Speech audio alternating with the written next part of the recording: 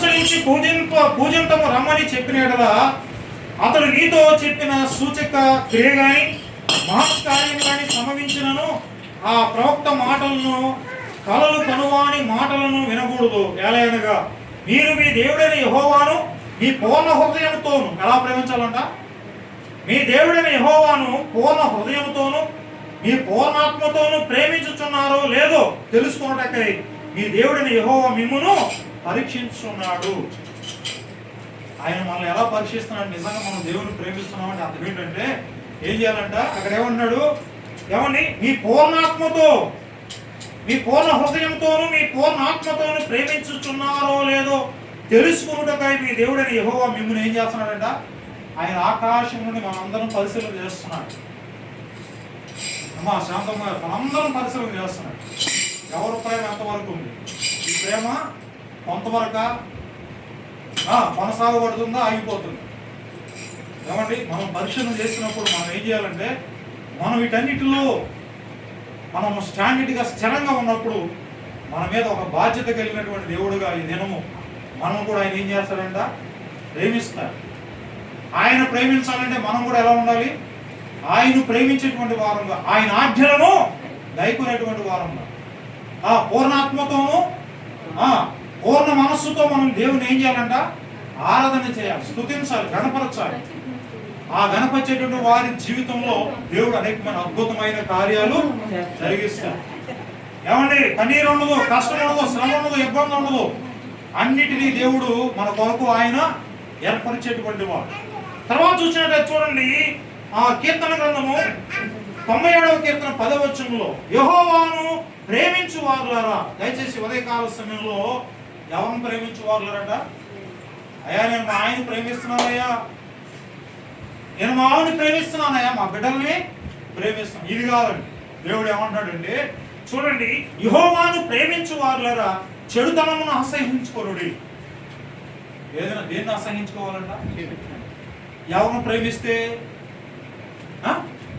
మనం దేవుణ్ణి ప్రేమిస్తే మనం ఎలా ఉండాలంటే చెడుతనాన్ని అసహించుకోవాలి. అంటే చెడు అనేటువంటిది మనం ఉండటానికి వీలు. కారణం ఏంటంటే ఆయన మనతో ఉండి ఆయన మనల్ని ప్రేమిస్తున్నాడు కనుక ఆయనలో ఏ కపటము ఏ ఆలోచన లేదు కనుక మనలో కూడా ఏమనకూడదంట?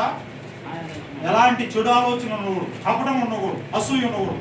ప్రేమ కలిగిన వారిగా మనం ఎవరిని ప్రేమించాలి? దేవుణ్ణి ప్రేమించాలి. చూడండి, యెహోవాను ప్రేమించే వాళ్ళగా ముందు ఏం చేయాలంటే చెడుతనం అసహించుకోవాలి. చెడుతనం అంటే ఏంటి? చెడుతనం అంటే ఏంటండి? దేవుడు కానటువంటిది చెడే. దాన్ని మనం ఏం చేయాలంటే అసహించుకోవాలి, దాన్ని ప్రేమించకూడదు.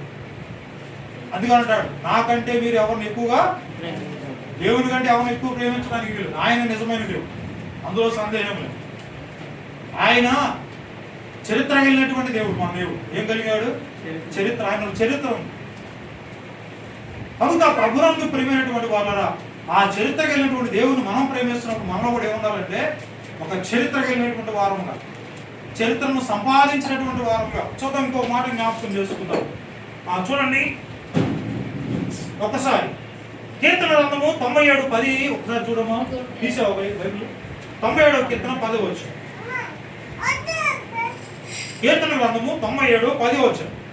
యెహోవాను ప్రేమించు వాళ్ళరా చెడుతనమును అసహించుకొనుడి, తన భక్తుల ప్రాణమును ఆయన కాపాడుచున్నాడు. హల్లెలూయా. ఎవరు ప్రాణాన్ని కాపాడుతున్నాడు? ఆయన భక్తులైనటువంటి వారు. ఆయన భక్తులు ఎవరంట? ఆయన ఆజ్ఞలు గైకొనేటువంటి వారే ఆయన భక్తులు. అవునంటారు కాదంటారా? కనుక వారి ప్రాణమును దేవుడు ఏం చేస్తున్నాడంట? కాపాడుతున్నాడు. ఇప్పుడు మనం ఆయన బిష్టులుగా ఉంటే మనం ఏ విషయంలో భయపడాల్సిన పని లేదు. ఈ రోజుకి రేపటికి రేపటికి 2, ఈ రోజు పోతే రేపటికి 2. భయపడాల్సినటువంటి అవసరత లేదు, సమస్తం ఆయనే. కనుక అదే అంటాడు. చూడండి, చెడుతనమును అసహించుకుని తన భక్తుల ప్రాణములను ఆయన కాపాడుతున్నాడు. భక్తిహీనుల చేతుల నుండి ఆయన వారిని విడిపిస్తారట. ఒకవేళ భక్తిహీనులు ఎవరైతే ఉన్నారో ఈ దినాల్లో బయట పడుతుంటే స్వార్థ ప్రకటిస్తుంటే ఎన్ని ఇబ్బందులు పడుతున్నారు సేవకులు. ఏమండి, ఒక ఆయన ముసలాయన జాగ్రత్తగా ఒక ముసలాయన ఏం చేశాడంటే ఒక సౌండ్ బాక్స్ తగిలించుకొని ఏమండి ఒక పాట అపరాధిని యేసయ్యా అనే పాట పెట్టుకుంటే ఏం స్వార్థ పడదు, తగిలించుకుని వెళ్ళిపోతాం నిదానంగా ముసలాయన. అదొక సువార్త. దేవునికి స్తోత్రం, హల్లెలూయా. అంటే అర్థం ఏంటంటే ఆ పాట ద్వారా రక్షించబడే వాళ్ళు అనేక మంది. కనుక మనము దేవుని ప్రేమించినప్పుడు ఆ ప్రేమ ఆ సేవకుల్లో కొనసాగబడుతుంది, ఆ విశ్వాసాలు కొనసాగబడుద్ది. ఆ వారిని బట్టి అనేక మంది కూడా ఏం చేయబడతారంట, ప్రేమించబడతారు. ఆ ప్రేమ ఎక్కడికి వెళ్తుందంటే ఒక సహవాసంగా మార్చబడింది. హల్లెలూయా. ఆ సహవాసానికి హెడ్ ఎవరంటే దేవుడే. కనుక ప్రభునందు ప్రియమైనటువంటి వాళ్ళరా, ఒకసారి చూడమ్మా కీర్తన గ్రంథం 145వ కీర్తన 20వ వచనాన్ని జ్ఞాపకం చేసుకుందాం. కీర్తన గ్రంథము 145వ కీర్తన, కీర్తన గ్రంథము 145 20వ వచనాన్ని చదువుకుందాం. చూడండి, యెహోవా తన్ను ప్రేమించు వారందరినీ కాపాడును. చూడండి, అయితే భక్తిహీనులందరినీ ఆయన ఏం చేస్తాడట? ఈ మాట నేను అన్నమాట బైబిల్ గ్రంథం అన్నమాట. ఈ బైబిల్ ఉన్న మాట అబద్ధమా నిజమా? ఒకసారి ఈ చివరి ప్రకటన గ్రంథంలో ఒక మాట ఉంటుంది కదా, ఇందులో ఒక పొల్లైనను అక్షరమైన ఏం చేయకూడదంట, కలపకూడదు, తీసేయకూడదు. అంటే అర్థం ఏంటంటే ఇది పరిశుద్ధమైన గ్రంథం, ఇది ప్రభువారు దైవజనం ద్వారా రాయించబడినటువంటి గ్రంథం. అక్కడ ఏమంటున్నా 145లో ఎవరు చదువు ఒకసారి మళ్ళా 145:20 యెహోవా తను ప్రేమించు వారందరినీ కాపాడు. ఏమండి మనం అనుకుంటాం ఏదైనా ప్రమాదం జరిగింది అనుకోండి, సాక్ష్యం చెప్తాం వచ్చి, అయ్యా నేను అది పోయేదాన్ని, నేను శివం గారు అన్నారు, ఒక్క వారంలో పడిపోయారంట. ఇప్పుడు రాత్రినా పడినప్పుడు పన్ను ఒకటి ఇరిగింది, ఆమె అనుకుంది అయిపోయింది ప్రాణం అని. కానీ దేవుడు ఏం చేశాడు, ఆయన బ్రతికించాడు. కానీ ఎందుకంటే చూడు అంటాడు, యెహోవా తను ప్రేమించు వారందరినీ కాపాడును, అయితే భక్తిహీనులందరినీ ఆయన ఏం చేస్తాడంట, నాశనం చేస్తాడు. నాశనం. ఇప్పుడు మనం భక్తిహీనులుగా ఉండాలా, భక్తి కలిగి ఉండాలా? భక్తిహీనులకేమో నాశనం అంటారు. అంటే అర్థం ఏంటంటే ఎవరైతే దేవుడు నిజమైన దేవుడని, ఆయన అద్భుతమైన కార్యాలు చేయగలిగినటువంటి వాడని, ఆయన మనం బ్రతికిస్తున్నాడని అనేటువంటి నమ్మకం ఎవరో లేకుండా ఉంటున్నారో, ఎవరైతే యేసు ప్రభు నిజమైన దేవుడు కాదని బ్రతుకుతున్నారో వారందరూ ఎవరంటే భక్తిహీనులే. ఇప్పుడు మనం భక్తిహీనులమా, భక్తి కలిగినటువంటి వారముగా ఉన్నామా?